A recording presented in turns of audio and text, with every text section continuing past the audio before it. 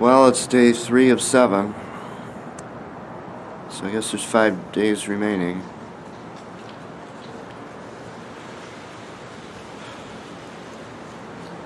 It's about 4:30 in the morning, 41 degrees, with quite a bit of wind, so the wind chill's probably 35, 32, something like that.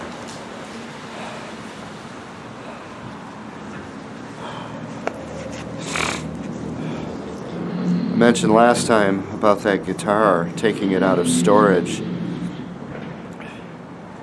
It's now been exactly 1 year since I lost my California storage and everything in there.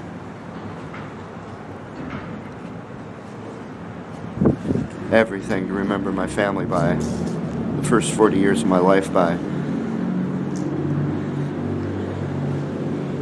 And I told how when I moved out here 20 years ago, that was a private place, $87 a month. And within several years it was bought by Public Storage, and as soon as Public Storage bought it, they started increasing the rent constantly. So it's such that for the last 20 years, really, even though I've always gotten a raise from any job, anytime a raise has been available, I never got to enjoy that raise over 20 years because it was always eaten up by Public Storage, and in fact, they raised it further than my pay raises were. So I was losing money. Then when American Musical Supply did this to me, by that time it had gone from $87 a month to $377 a month. They raised it $80 a month 2 days after I got fired. There was never any hope that I was going to be able to pay that and keep that going. So because of that, I ended up paying Public Storage about $40,000. They locked the thing up, put a lien on it, keep charging me for 3 months, and then sell everything I own to the highest bidder, and then after that they send me a bill for $1,600 for the privilege of them selling off everything that my family had acquired since Adam and Eve. That's Public Storage, and that's American Musical Supply. But in the years since then, whenever I refer to storage, I'm of course talking about the local storage here, which has everything I acquired in Minnesota over the last 20 years. And I had mentioned that I still have the storage, and I just want to point out that that is a bona fide miracle. I don't know how it's happened. I've had a couple times where people, organizations have paid it for me. I don't know why I still have it. I don't know. I don't know how this, again, it's just the hand of God all over the place. But every time I get down to the wire, it's difficult. That storage is due tomorrow.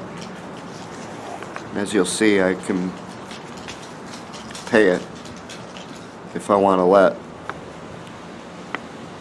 something else important go.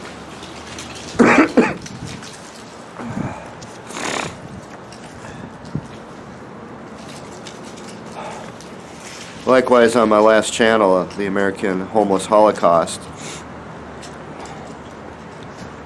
I had to end that channel abruptly. I did not intend to, and in fact, it occurred to me that the last note I put on the final video there said Paul is dead. Clearly I'm not dead yet. Very close, but not yet. So what happened there? Well, it goes back to social services and their inability and unwillingness to communicate. Being in that hotel, remember what lost me my home in the first place 10 years ago. I had the perfect home. $600 a month for the nicest place I've ever lived in. Just 11 units. Just perfect in every way. And then the good people move out and crap moves in, and it becomes this war zone that I'm even scared to go to. And the landlord won't do anything about it, so he punishes me, the one person who isn't bothering the neighbors, isn't breaking the lease, isn't breaking the law. And of course in Minnesota, since the professionals here don't actually do anything, unlike any other state I've been in, they didn't do anything about that landlord breaking the law either, and then he broke the law again with a constructive eviction. That's not an eviction. He had no basis to evict me. He basically gave me the high pressure saying, I want you to go, which is illegal, because he didn't want to deal with his responsibility. Now the rents are twice that much for a dump.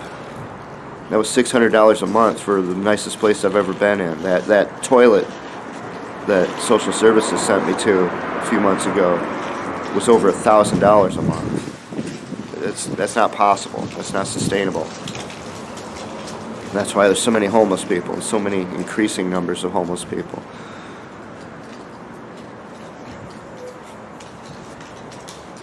So when I'm in that hotel, I'm on the ground floor, and the person up above me was doing what my neighbors did that cost me my home. Banging, stomping, I mean violently. It would shake the bed, and the bed was like mounted to the wall. You couldn't move that bed at all. I couldn't. But the vibration, the pounding, she had several rooms that family had, and their kids would come in there and just run and stomp around and slam everything, drop things on the floor all the time. Here's my friend the garbage truck. He likes to come and check me out. Garbage trucks and school buses in particular love to stare at homeless people. I've noticed over 10 years, more than anyone else. To some extent, those mobility buses, but not so much with the mobility buses, but school bus drivers and garbage truck drivers. If they start seeing you in a particular place, they'll start making sure they travel that direction just to look at you or park and stare at you. And I don't know. I guess they have a boring job. But he's picking up garbage. And the noise was absolutely horrific. Now, I would put on my meditative drones that I created. That was the first business I was going to start to get my business started that would eventually have all these things from my music studio. I spent 12 years on those meditative drones, and that's a new audio technology. And these things work. I mean, they work. When I put on those drones, there's really nothing that's going to wake me up. In fact, in that hotel, that ridiculous hotel, the day that Israel attacked Iran, I had been watching air traffic in the Middle East. You know, there's websites that show you air traffic, and I'd been watching air traffic, and I saw the pattern, and I said, okay, it looks like Israel's going to hit Iran tonight. So I went to bed early, like 3 o'clock, because I knew there was going to be a lot of news once Iran got struck. So I laid down, and I put on my headphones with my meditative drone, and of course that knocks you out like a light. That's the whole point of the meditative drone. It's amazing, absolutely amazing. Well, I wake up to that clownish manager of the hotel, like poking my foot with a stick. He's in my room and he's poking my foot with a stick while I'm asleep. And I'm like, what the beep? And this guy started, as he always does, he blames the victim. He starts blaming me. He's like, what are you doing sleeping this time of day? I'm like, this is a hotel. This is a bed. What does that matter to you? See, these guys, they break the rules. They don't tell you when they're coming into your room, and they come into your room all the bloody time, 2-3 times a month. Seems like they were checking like the date on the smoke detector or something like that. Well, they knock, and what they do is they come up and they go like this with their key card. Just tap, tap, tap, tap, tap, like. Well, I'm not going to hear that if I have a meditative drone. The meditative drone's meant to drown out a jet engine, or that. It's meant to drown out those farting, exploding cars, which it does. So obviously I'm not going to wake up to that. Now, they might have started pounding a bit more. These guys actually went and got cutters, and they cut the lock and busted into the room. And that's why I'm waking up to the hotel manager poking my foot with a stick. Which is why I just was walking on pins and needles the whole time I was in that hotel. I mean, you can't even close your eyes, put on a drone that's meant to knock you out like anesthesia, and not have to worry about being molested while you're sleeping. So that's the kind of nonsense I had to deal with it. My point is that the meditative drone works. It works really well. But you know what? It didn't work against those people upstairs. And this woman would get up at 3 in the morning, and she would stomp around from 3 till 6 and then go to work, and then the rest of the day was just bam, bam, bam, bam, bam. And one of the people from the social services that I was with came into the room next to mine, and we got talking at some point, and he almost immediately asked, "Do you hear that person that wakes me up at 3 in the morning every day?" And I'm thinking, they wake you up? They're over my room. How can they wake you up? And he's like, that person stomps so loud they just shake the whole place. But the hotel management would always blame me. They would say it's not happening. They would try to gaslight me and tell, just like my landlord did when I had 7,000 hours of recordings of it. I mean, you can't deny it. These people are crazy. They're crazy. It's like, here I am holding a coffee mug, and someone walks up to me and says, "You are not holding a coffee mug." How do you deal with a person like that? They're crazy. They're irresponsible. They're lazy. They instead of doing their job, they're going to try to convince you that you're not holding a coffee mug. And I had to fight that battle, and I couldn't do anything. If my meditative drones couldn't even drown these people out, how's anything else going to let me survive? It was torture. And I told them. I told the social services. She blew it off. I told the manager. He just turned around and blamed me. Every once in a while, he'd come down there, but, well, that's great. You're coming down 10 minutes later. I didn't say it happens 24 hours a day, just like with my neighbors. That's why I recorded 7,000 hours, because you could see the waveforms and you could see how it came and went throughout the day all the time. But in the big picture, it was all day. But it doesn't mean at any given second there's necessarily going to be someone knocking a refrigerator over on my ceiling.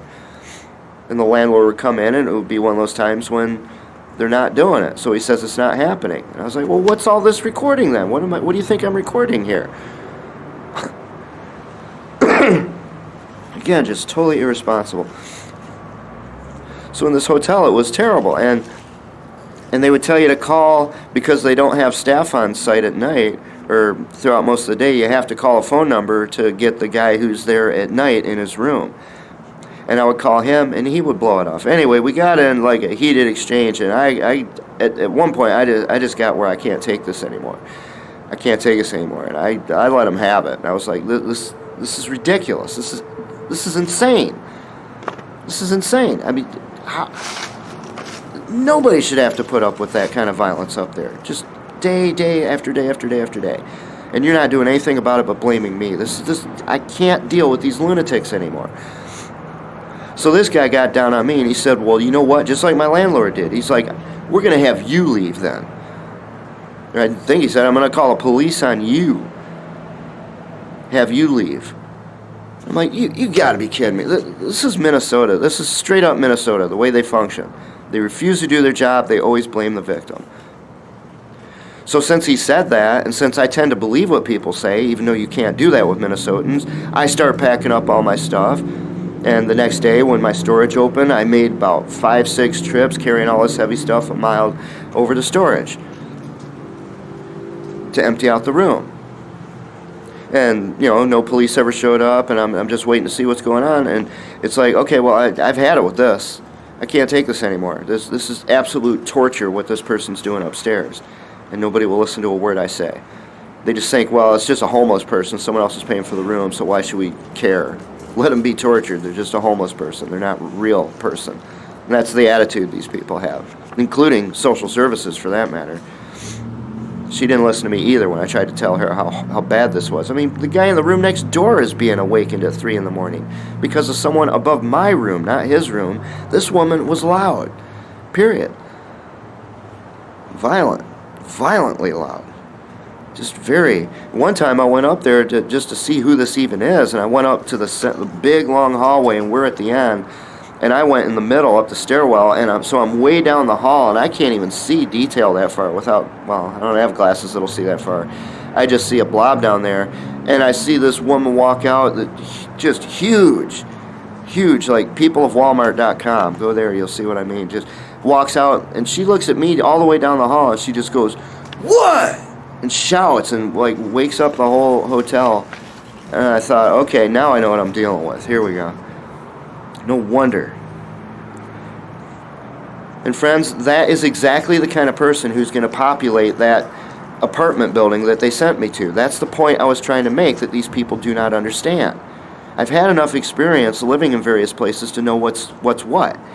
And when I saw that place, I could tell this is low-income housing. That's the kind of creature you're going to get in there. And I don't want to put up with that again. That's what cost me my home in the first place. So I was looking for alternatives. Is there an alternative? And they had mentioned a little unit with only 11 units in it, and I was asking about that. But they just threw me out instead for even asking for alternatives, even though the housing provider themselves told me that I'm free to ask for alternatives because they want to find, quote, a good match for me. But the social service that was helping me just threw me out of the hotel and nobody ever talked to me again. I mean, you can't rely on any of these people. You can't rely on them, and they don't listen, and they don't understand when you say something that's legitimate. They blame the victim every time. So because I had no idea what's going on, and the last I'd heard from this guy is that they were going to throw me out, I was just like, okay, well, I'm leaving then. I'm out of here. So after I did all those runs, I had one run left, and had my computer and such. And before I left, I went and I launched something that I already had set up because I never knew when I was going to leave the hotel. And leaving the hotel might mean I'll never be able to get to the internet again, and that's when I go out to the wilderness to die. So I had this all set up already. And that's why I launched it, and it said Paul is dead, because, I mean, I have to communicate to people that I'm gone, that I've passed away. And now I don't know exactly when it's going to happen, but it was going to be within 2 or 3 weeks of when I left, if I in fact went out into the wilderness.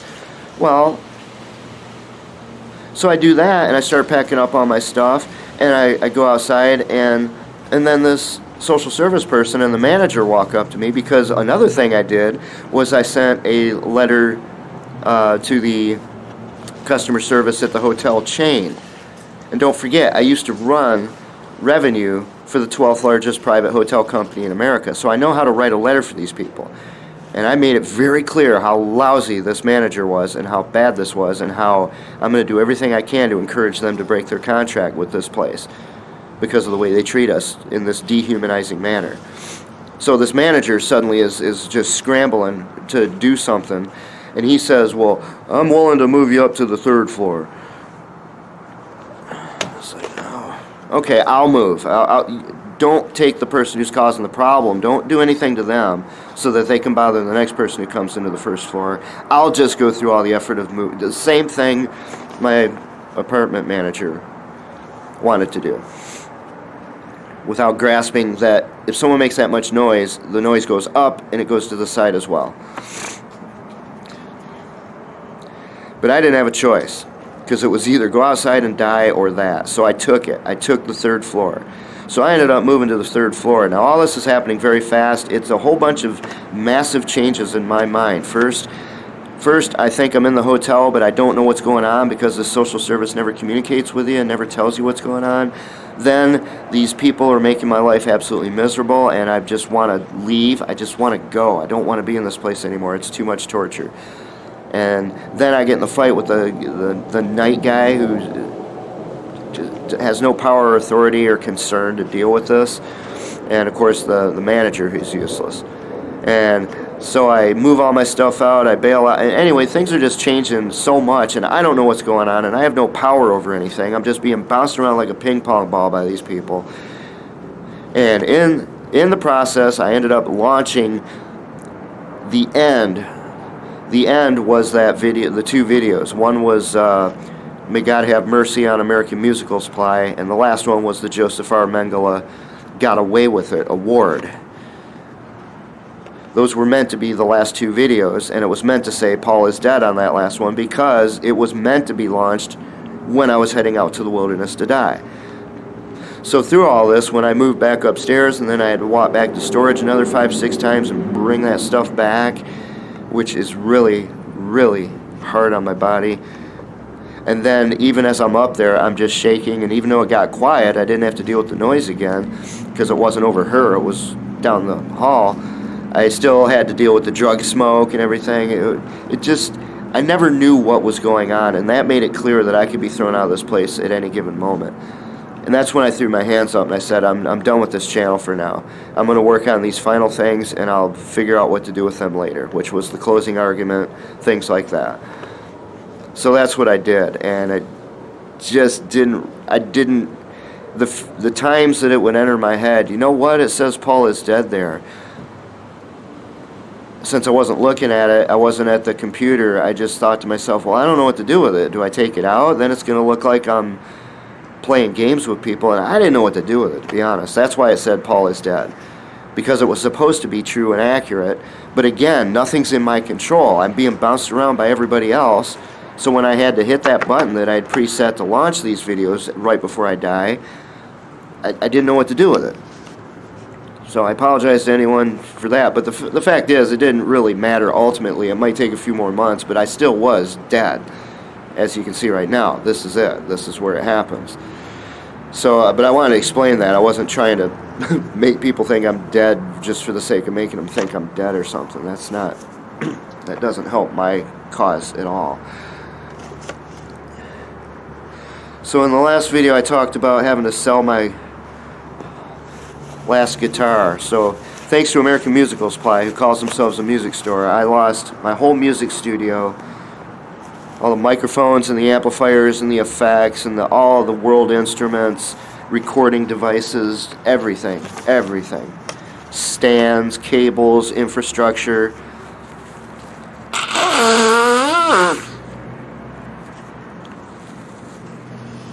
And among that was 31 electric guitars and several acoustic guitars. That last guitar I held on to, again, I just hid it in the back of storage and tried to forget that I even had it, because I didn't want to lose it and I didn't want a temptation to sell it, because that's the one I named after my wife. It was so beautiful.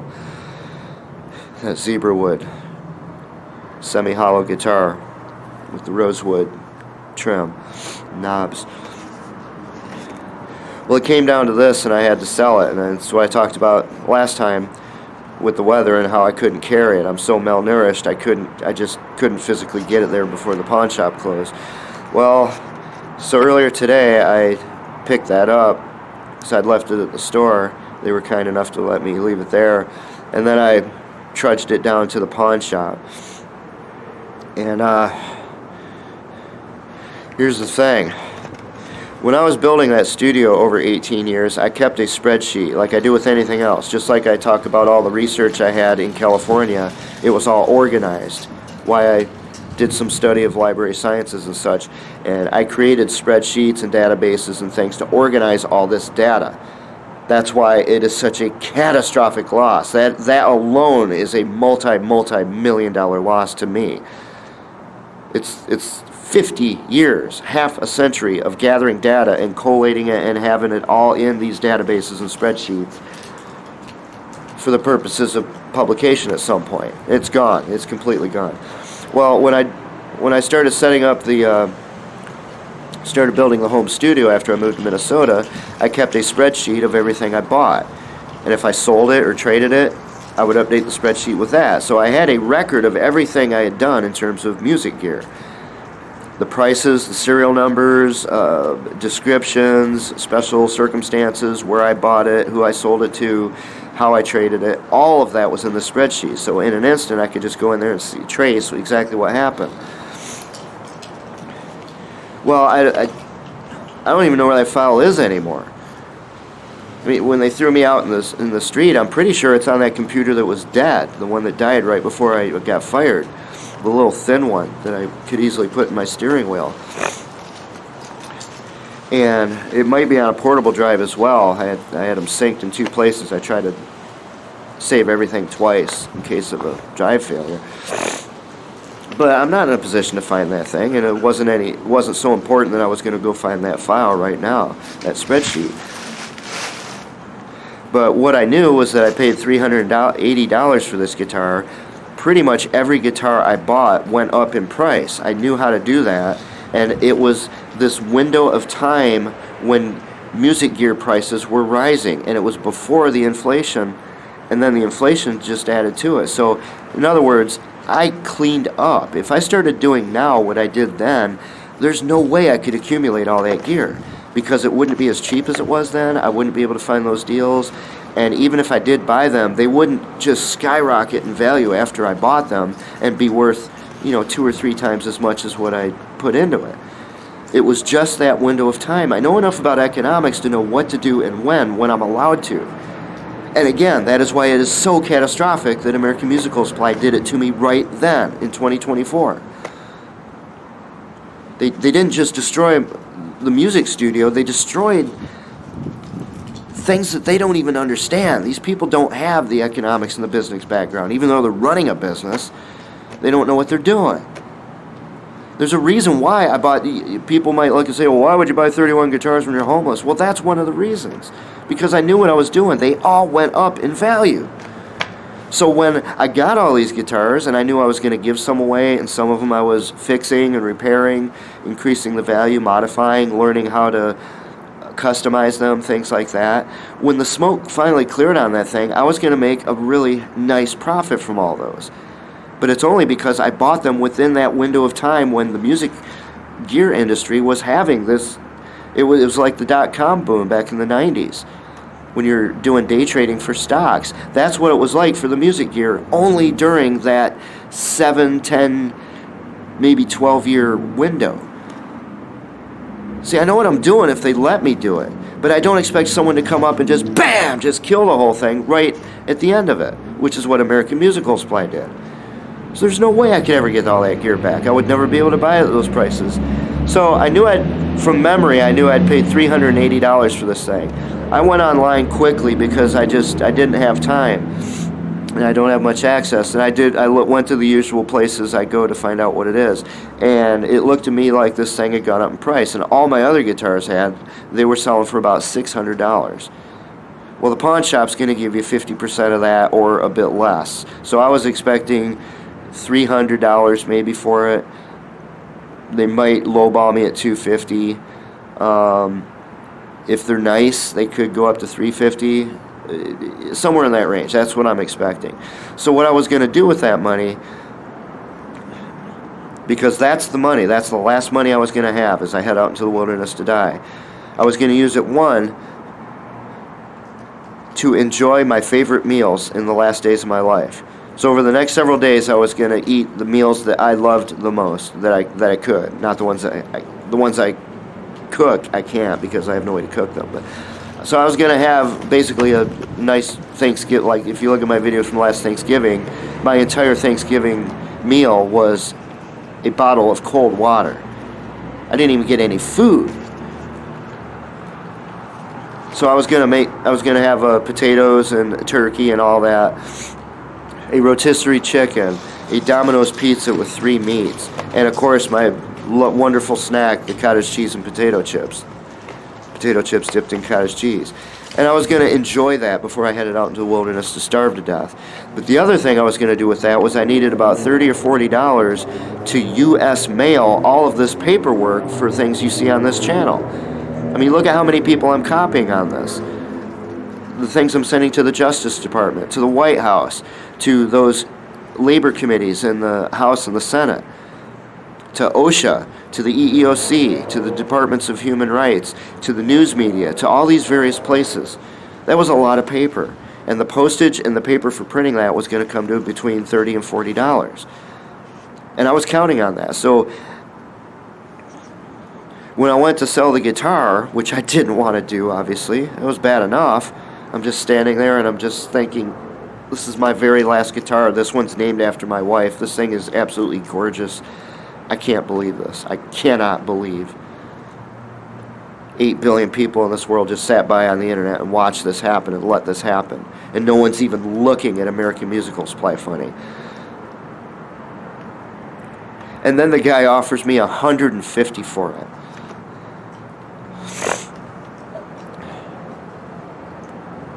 I paid $380. He offers me $150.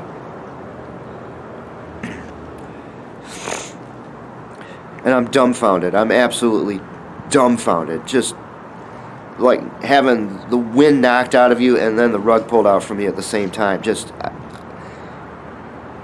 was like, how is this possible? How could this happen? And I still don't know, to be honest. The guy showed me what he was looking at, and I mean, I have to confess, if I make a mistake, I think what happened was this particular guitar, or not so much this guitar, but it's the timing, the economy and the inflation and everything, has ruined what happened with my music gear purchases before, where everything was going up in value. And since this is an off-brand guitar, even though it's as good or better than a Gibson or a Fender, it's not a brand name, and in the music industry, the brand name doubles the price right there. So I will pay $380 for that guitar because it's worth every penny. It's that good of a guitar. But if you're going to go try to sell it, people will say, well, it's not a Gibson, you know, I'm not going to pay them. And it's just the way they wheel and deal with music here. It's just one of those idiosyncrasies of dealing with that subculture. Well, because I didn't have much time to look, and I looked very quickly, apparently I was seeing the numbers people were asking for the guitar, not the numbers that they're actually selling it for. Now, I don't know if that's true or not, because I haven't gone and looked to see. I think I'm better than that, but I could make a mistake. I was in a hurry, and I didn't have good access to the internet to find out what the real pricing was on that. So I was making an assumption when I went in there based on my long experience of selling off all this music gear, which has been very consistent. I figured, well, it's going to be the same thing here. They're going to give me half of what I paid for it, even though it's worth twice what I paid for it now. That's what I expected. Instead, they offer me, about 1/4 of what I paid for it or something. $150. Well, remember what I said about storage. I have no way to pay for storage again. That's $83. Well, if you take $150 and you subtract $83, what does that leave you? $67. I need $30 or $40 for the paper, just for paper, to mail all that stuff to all these agencies. So with the other $20, is that where I'm going to get all this great food? You see what I mean? And I need other things too. When I'm going out into the wilderness, the only blankets I have like 12 blankets, but they're all those little $5 blankets from Menards because I had them in the car. I didn't want or need heavy blankets there. I needed layers of light blankets in the car. But when I'm out there, I need heavy blankets. So I was planning to buy proper blankets for going out there, because I'm just going to roll myself up in a ball in this cocoon and I'm just going to lay there till I die. That's all I can do. It's freezing out here. Well, now I don't have $150. I don't have enough money to get those kinds of blankets. So now I'm going to be freezing unless I just layer on like 20 layers of clothes, which I don't even know if that'll do it. So the food's out. Those wonderful last meals are gone. That idea's gone. I now have to economize, and I'm going to have to email a lot of this stuff instead of U.S. mailing it, and I don't want to email it because it's less likely people will pay proper attention to it if you email it. It looks like spam. There's just a lot of lazy bums in our government. They see stuff, and it's going to interns. You can't address it to an individual to get their personal assistant. There's a lot of reasons I wanted to U.S. mail these particular things. Now I can't do it because I only got $150 for that guitar, and I have to pay $83 of it for storage. Why do I have to do that? Because I can't take this pain anymore, this loss. I have lost absolutely everything. That stuff's gonna be lost one way or the other, either 2 days from or tomorrow or a month from now. It's gonna be gone. I can't do it. Like I said, the hand of God has sustained it until now, and thank goodness, because that's where my survival gear is, that's where my clothes are. I need that place. But when I go out into the wilderness to die, I don't want to just be laying there thinking to myself about the way that this place is now putting all my stuff up for auction. I don't need that on my mind at that particular moment in time while I'm just waiting to die. I've had enough human suffering thanks to American Musical Supply. I've had enough of it.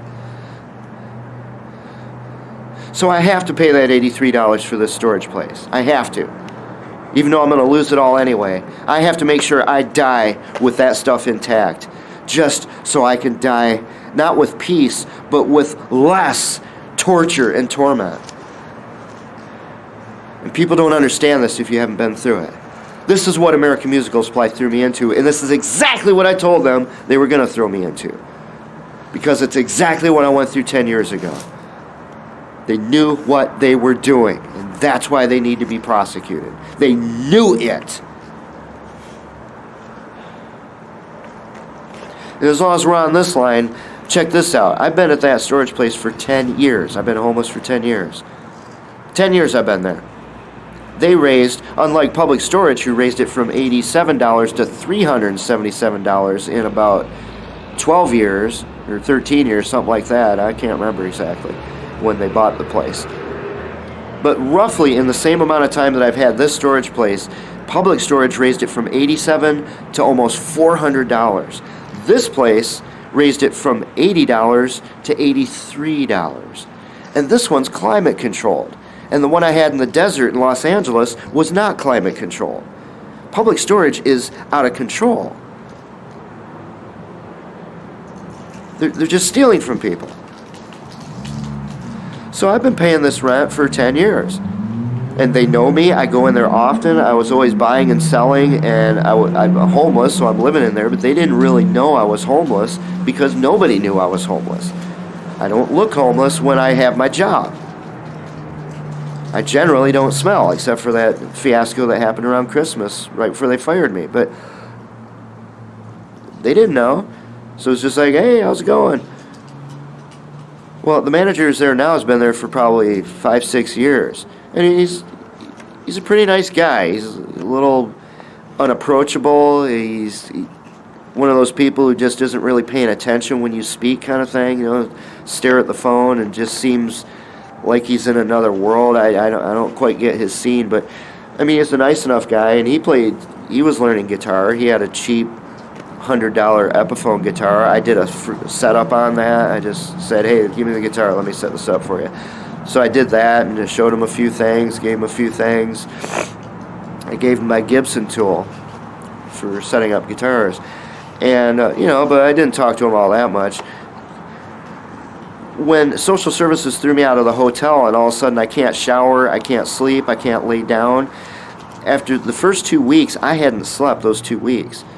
I mean, maybe an hour here or there, but I was dead to the world. Malnourished, no sleep at all. I was literally just dragging my body. So what happened was I would go into the storage, because where else am I going to go? I would open it up and start pulling things out, and I have no bodily energy to even dig in there a couple feet, let alone to get, 8 feet back where I need something. And what happened was a couple of times I would sit down on the cart that I had to move all this stuff with, and I just put my hands on my head and I dozed off. Well, guess what? Some Minnesotan, you know how Minnesotans have such big problems. Unlike people who had real problems all throughout human history. You've seen, even in my last video, about the problems that Minnesotans have. Well, this little old lady, looks like a skeleton in there, complained to him that she had to go through the horror of seeing somebody 30 or 40 feet away from her dozed off while sitting on the cart. It was a catastrophe for her. It was the end of the world for this lady. So this guy comes out and he tells me, I can't have you loitering around here. I was like, loitering? I've been here for 10... See, all of a sudden when you're homeless, you get treated in a fundamentally different way. And here's the funny thing, if you can call this funny. This skeletonized old hag who did this to me, she has been torturing me for the last 6 years or so because she's got some obsessive compulsive disorder. The reason she's in there when they open to see me fall asleep on that is because for 5 or 6 years, she goes in there every freaking day, or it seems like it, pulls all of her boxes, her nice boxes that aren't even bent or dirty at all, puts them on a cart, rolls them down to another storage locker on the other side of me, and puts them in there. And then she leaves. And then she comes back the next morning, and she puts them all in that cart, and she rolls them back behind me, and she goes, and she just puts them back and forth. She's a nut job. She's crazy. But he doesn't do anything about her loitering. But when someone shows the signs of being homeless, all of a sudden you're dirty and you're carrying all these bags and your hair's getting filthy and you start to smell. All of a sudden when that happens and you doze off when you don't mean to, now you get treated differently. After 10 years, this guy treats me differently. And he comes up and tells me, I can't have you loitering around here. They've got cameras. They're going to see this. I'm going to get in trouble. It's like, oh my gosh, I wouldn't want you to get in trouble. That would be a really bad thing. If you got in trouble because the camera showed someone who's been paying for 10 years coming to their storage and accessing their storage just because they happen to doze off a couple of times. I hope you don't lose your job over that. This is what these Minnesotans consider a problem. So I say, okay, if that's what you want, you got it. So from that time on, I committed to just going in there, not even taking a cart, and I'm just going to swap out my day bag for my night bag, and I'm gone. 5-10 minutes tops, and I'm gone. And that's exactly what I did from the moment he told me that. Well, what happens a week later? A week later, I come in there, I'm barely able to walk, I'm using my umbrella as a cane, and this guy's, like, stalking me. So because I'm going there every day, this guy's like popping out of the shadows, walking his dog every time in his car, and he takes his car into the place and drives it down and is facing me as I walk out, and the guy's like stalking me. And I go in and I start punching the key code, and he comes out the door with his dog and he says, "Hey man," and he tells me I can't have you loitering around here. And he says it as if it was the first time he's ever told me this. He told me this a week earlier. And I'm like, why are you telling me this? You told me this a week ago, and I haven't done anything of the kind since then. I've only been here for 5 minutes at a pop every time. Is loitering when someone's paying for the storage facility and they go in to swap something out? I thought that's the whole point of paying rent for this place. And he says, well, I had people, this woman complaining, and he goes into that. And I was so tired, I hadn't slept in 2 freaking weeks. I hadn't eaten. I'm dying. I'm being killed right in front of everyone. It's like, this is crazy. So I let this guy have it. I just went off on him. It's like, what is wrong with you? What is wrong with you? Get a sense of perspective.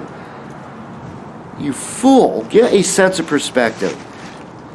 But that's what happens. After 10 years of being treated like a professional in there, it only took 2 weeks for this guy to start not only treating me like a homeless person, but actually stalking me every time I go in there, watching me. For what? Because I dozed off a couple of times on the car. This is the difference between how housed people are treated and how homeless people are treated, and nobody gets it. Everywhere I go, that's how I get treated when my smell or my appearance communicates to other people that I'm homeless. You just don't get it. We are treated like a black person in the Deep South during Jim Crow. And nobody gets it. 10 years I'm treated like a perfectly normal person. An expert. The guy regarded me as an expert on instruments and guitars. I set up his guitar for him. I offered to do it just as a free gift for a nice guy. And he's not a bad person, I don't think. But that's what happens. Once you identify yourself as a homeless person, everybody turns against you and treats you differently. So I haven't been able to go in there and spend an hour or two actually digging in and doing real things with my storage. Why do I have to feel like that? I can't do that. That's what I'm paying for. But the problem is, if I go in there and try to do that, which is very what you're supposed to do in a storage facility, I have to worry about this guy staring at me and stalking me, or maybe watching on the cameras or whatever. Done with that topic. Done with that topic. When I left the pawn shop, I went to a store. This is a store I've gone to here and there for 10 years since I've been based in Burnsville. There is a girl in that store who, geez, I have no idea how old she is. I honestly don't know. She's probably 35 or 40 at this point. I don't know. She's younger than me, but she's not young. And one of the things I do, since I'm a competent businessman, and since I did a lot of research and publishing and writing and plan to publish and write more on business, one of my YouTube channels started out as a business channel. I pay attention to things. And if I ever see an employee who's really, really good, I let them know, and I try to let their bosses know. I've met a lot of good people by doing that. And so anyway, she is so friendly and so kind and nice, and she's really good at her job. She's the only one who keeps that line just moving, that endless line she has to deal with at checkout. She keeps it moving, and she's cheerful and happy and friendly and makes you feel really good. You leave there just feeling uplifted. And so I told her that, and I sent a message to their corporate and said, this is a person you want to keep. Here's my credentials. I was in the hospitality industry. Here's a person you want to keep. Well, the thing is, as I got to know her, it was obvious that I don't know if she has autism or what, but she has some issue that she's not really in this world. She's in this kind of la-la land. I don't think she's capable of being upset. That's probably one reason why she's so happy and friendly all the time. But she's just very cheerful, and she doesn't know how to communicate beyond small talk, which I'm not into small talk at all. But the thing is, she's so likable, she's so lovable, she's just a sweet girl, and every time you're around her, you just feel sunshine pouring on you. And I got thinking to myself, it was obvious from talking to her over years, after I'd known her for, 3-4 years, from the times I went in there, sometimes more than others, it just occurred to me as we were coming up on Valentine's Day that this girl probably has never known what it's like to get a Valentine gift. And I hate to say that because she's such a sweetheart, but she's so out of it. She's like, for example, if you're in there and she'll say, "Hi, how are you?" And you'll say, "Oh, my dog just died." "Oh, that's nice." Right? And it's not that she's a bad person. Like I said, she's in her own la-la land. There's almost no way this poor girl has probably ever had a boyfriend or anything. And so I feel really bad. One thing she always did was she always would talk about my sweater I got in Tijuana. I had a couple of these. These things are great. They're so versatile. And she would always compliment them and talk about it. So I thought, okay, well, I'm going to make this girl happy. So I went out and I bought a sweater for her. And I got her a balloon, and I gave this to her for Valentine's Day. And I think I made it clear, this isn't flirtation, I'm not, but, I like you, you're a very nice person. You like this sweater, I wanted to do this for you. And the thing is, it had its impact, the intended impact, but I think from that point on, she was madly in love with me. And she hasn't really seen me in the last 2 or 3 years because I was more or less doing that kind of shopping in Eden Prairie. So I've only seen her a few times in the last couple years. In fact, other than yesterday, I'd probably been 6 months, 4 months. I don't know when the last time I saw her was. But every time I see her, but since then, she's just, I'm like her guy, right? And it breaks my heart. It breaks my heart because she is such a sweetheart. I don't want to hurt her. I didn't want to hurt her by getting her a Valentine's gift. I wanted her to experience what it's like to have a guy give you a Valentine's gift. She deserves that. She's a sweetie. And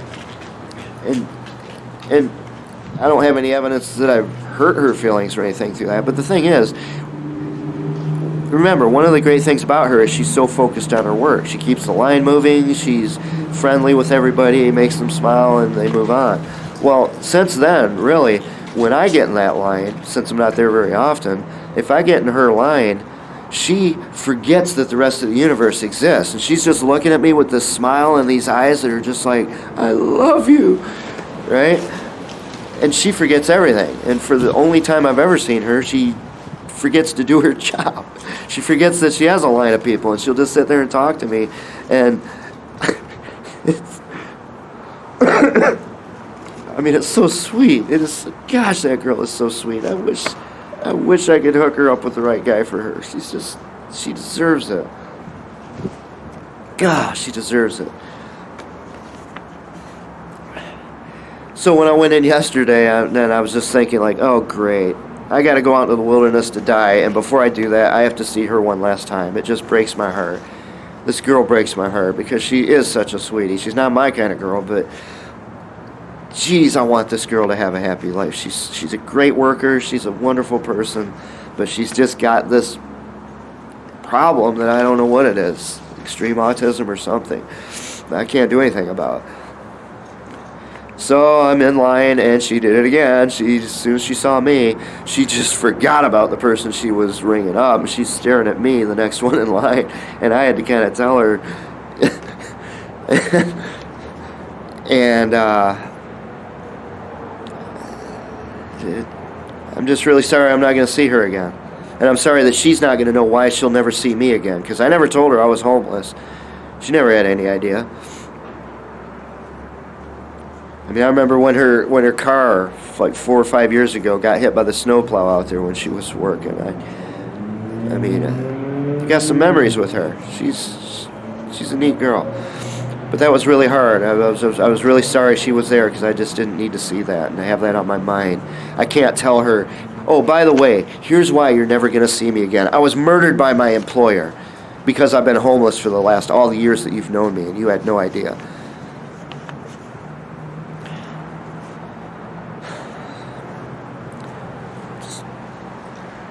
Golly.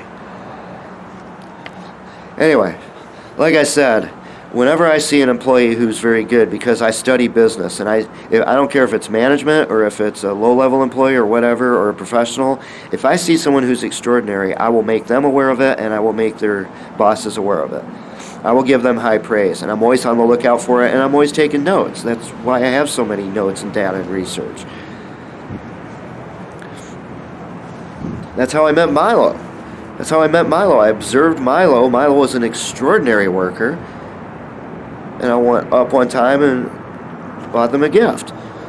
And said, "You're awesome. Good job. This is really nice to see. This is a wonderful thing to see." And then we got talking and we got to know each other and ended up with 2 of my guitars. So when you look at what this girl does, when you're in line, no matter how bad your day's going, when you're in line with her, by the time you get checked out by her, it's like that song, "I'm walking on sunshine." I mean, she just fills you with all this happiness and joy and smiles and giggles. She just has that ability. Compare that. And again, she doesn't know I'm homeless or anything. She's probably madly in love with me, but compare that with these horrible people who are osteo-phobes, and they know I'm homeless. Like I said before, at the library, when I go into the library, they have more librarians in this place. I don't think the Library of Congress has that many librarians. Every time I go in there, there's another face. There's probably a dozen or more librarians for a place that's hardly ever even open. I mean, sometimes just as I'm walking to the bathroom, there'll be a different set of librarians within the hour or two. I don't know where they get all these people. And most of them are just kind of your ordinary people, whatever. They help and smile a bit and whatever. That's just your average person. A couple of them are a little nicer than that, but there's a few who are really nasty. One of them has been really nasty to me for years. I had to write down notes for what to even talk about. The only other thing I would say is, again, I try to learn things, so I watched a video on the anti-Thakura mechanism, or how do you pronounce it? Anti-Thakura mechanism. I'm about to die, but I still want to keep learning. This thing's been an interest of mine for the longest time. It is so cool. They found it in 1900 in a sunken ship off in the Mediterranean Sea. They had all these bronze statues and pottery and the usual things you would have from ancient Greece and ancient Rome period, about 200 BC. And they found something that was all kind of encrusted in silt and rock and things. And once they started looking at it, they realized, holy moly, this thing's a bloody computer from 200 BC. And it is fascinating how the technology over the years since then has allowed them to look inside this thing. Layered x-rays. And this thing is like a giant Swiss watch. The gears and everything. And how did they make gears back then? The gearing in this thing is absolutely brilliant. And it turns out that the thing is more or less an orrery, But it's more than that. It predicts eclipses and the motions of the planets and everything according to Greek understanding of the motions of the planets. And of course, Kepler was 1,500 years away for us to understand that the Earth goes around the sun. But even if you think the sun goes around the Earth, if you're just basing it on observations, you can still come up with something that mathematically works and predicts eclipses, even if the basis for it is completely wrong. That's the whole problem with theoretical physics today. It's all mathematical. You can make mathematics say anything. Remember, if you torture the data long enough, it'll confess to anything. That's why Einstein was wrong. That's the problem. We've left experimental science and gone into junk science. So the Greeks were completely wrong about what was actually going on in the sky. They had no idea. They thought Atlas is up there carrying the Earth on its shoulder and the sun's going around us. But it doesn't mean that they couldn't accurately predict eclipses for decades into the future. And that's what this thing did. And this thing had all these gears in it, and it did all these separate things simultaneously. They hardly had any concept of metallurgy. I can't even believe they had gears, let alone... This is the stuff I wanted to spend my life dealing with, not hateful music stores who kill their employees. This is so fun and fascinating studying this kind of stuff. How did they do that? Whose mind was able to create this device, this computer, this orrery that goes far beyond? An orrery is basically just a little thing where you spin it and it has the sun in the center and the planets all go around at their rates of orbit. This goes way beyond that. This is taking... you just look up Antikythera device or mechanism. It is amazing.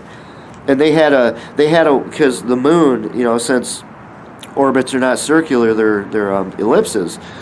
And because of that, as you go around the sun, when you get near the sun, it speeds up because of gravity. And then it slows down out here. That's why the freaking winter takes so long, right? And, well, with the moon, even though the moon is almost a circular orbit, it isn't quite. And these guys figured it out, these Greeks. It's amazing. They did it with nothing more than their eyes. The same intellectual curiosity I displayed when I had all my notes and drawings in storage in California that I lost thanks to American Musical Supply.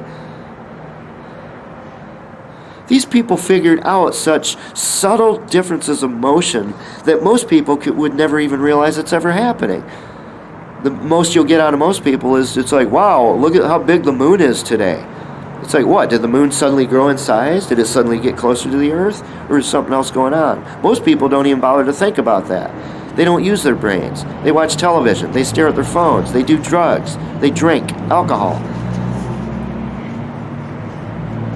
That's not the way I've been my whole life.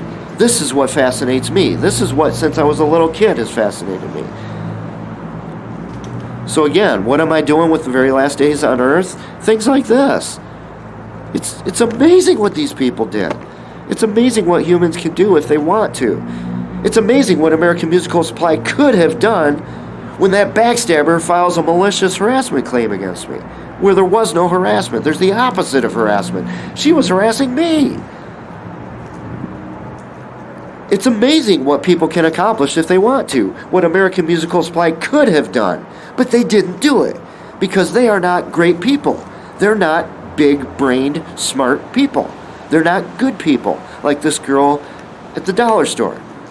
They're not smart people like the one who created this incredibly Swiss watch complicated multiple gear ratio, unfathomably complex machine in 200 BC.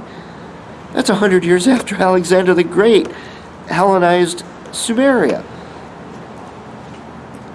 How is this even possible? How could they do that? How were the pyramids built? I've been trying to figure that one out my whole life.